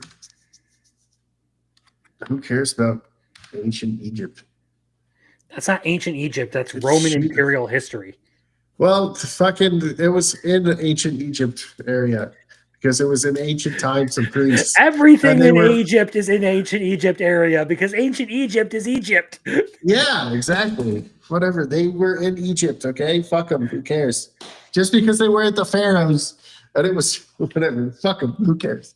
But no, I actually really liked this after the twist, and it changed my entire theory or entire outlook on the rest of the show. But yeah, that's it. I got nothing else. You guys got anything? Chainsaw Man movie was really, really good. Oh, I was gonna go see it, but Little League, so I'm gonna try to go see it this week. Did you see it dubbed or subbed? Both. Which is how to come out? Like, is there? The dub is less poetic, but it's still really good. That's basically all I can say. There's none of the cringe dialogue or anything. I feel like the voice actors are really good. You're gonna get a lot of F-bombs with it, so that's just Chainsaw Man though. It's just I really like the movie. It's probably my favorite of the year. Not that I've seen a whole lot of them, but I've seen a total of one. it was fantastic. I don't want to spoil it. I don't want to say too much, but animation's great. It's Fujimoto, so it's fucked up. But I honestly wish I would have been thinking about it. My brother made a whole Chainsaw Man cosplay to go to the theater in. Nice. And he hasn't sent me the photos that I asked for, but there are a lot of people who came up to him after the movie and were like, "Hey, can we get a picture with you? Like, that's a really cool costume and everything." So I was like, "Man, if I would have been thinking about it, I would have gone as the Violence Fiend, Dun, dun, dun. gas mask, hoodie, you know." That might not be a good outfit to wear to a movie theater, Crimson. I don't care. So, Bring it on. So, I will rank my, since we still have like 5 minutes, I will rank my movies of the year. Ready? Demon Slayer Infinite Castle. There we go. Number 1. That's it. That's all I see. I haven't think watched the things anything that I've else. gone to theaters for have been Dandadan, Infinity Castle, and Chainsaw Man. I think those are the only things I've seen in theaters this year. I haven't even watched a straight to like streaming movie. And I will tell you, I've seen 2 of them, which is the Dan to Dan and the Infinity Castle, and they were definitely great theater experiences. So I think anime is on an ups. I mean, they all opened really well, made good money when other movies aren't. So that's helpful for the anime production side. The only it had a theatrical release for the first 3 episodes, like Dandadan. The only like live action movies that I am even considering like checking out would be the second Sisu movie that's coming out, and The Running Man. Those were the only ones that seemed interesting. Other than that, I believe Virgin Punk and then Jujutsu Kaisen Execution would be like the next ones that I'm going to be checking out in the theaters. Question: When does the last couple of episodes of this season end? Is it in December? It would be around December, yes. Yeah, Like the usually very end of December. we're about 5-6 episodes in for some of these shows. So Yeah. So 12, 13 is the normal run. I was about to say, you can basically think of 3 months as an anime core. That makes sense. That's about 12 weeks. That makes sense. Considering the last core ended in September, figure it out, Biggles. You can do math. I believe in you. Yep. Okay. Got it. Kingdom is fucking amazing. That's what I gotta say. That's it. That's all you got. That's all I got. Kingdom is fucking amazing. That's a solid point for Biggles to end on. Yeah. And it's an 8.92 on fucking my anime list, okay? The anime? Yeah, the anime. Nice. Or unless that's just season 6. That's just season 6. Yeah, So. you would have to do a whole like an average of the seasons. So That's a lot for me to figure out. you just add 6 seasons together and divide it by 6. Holy shit. I'm like trying to scroll through for fucking Kingdom. And I just put in the letter K rather than writing Kingdom. And it says the plot revolves around a boy whose mother left him with her friend to look after him or babysit him. And it's just this like naked chick on the fucking screen. Good thing I didn't fucking pull over onto the thing. Let's see. Kingdom.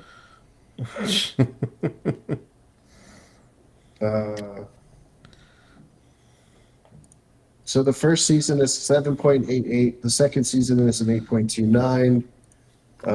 Third season 8.83, 8.73. Fifth season 8.72. Sixth season 8.92. It's so good. Like once you get past the first 2, Otani just went yard for the second time. Suffer like guts, live like Nokotan.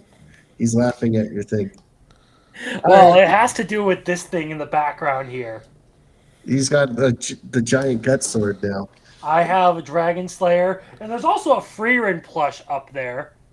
That's all. That's new. But that's not as noticeable at this distance. I mean, I see it now, but usually your head's blocking it. All right, you guys, it is time to end. I will give you some Lucy, we'll give you some Megamine, and then we'll go into the outro. So thank you, everyone, for being here. Hopefully, you come back next week. We'll talk more. And then next week is same time for you guys, but different time for me. All right. Goodbye.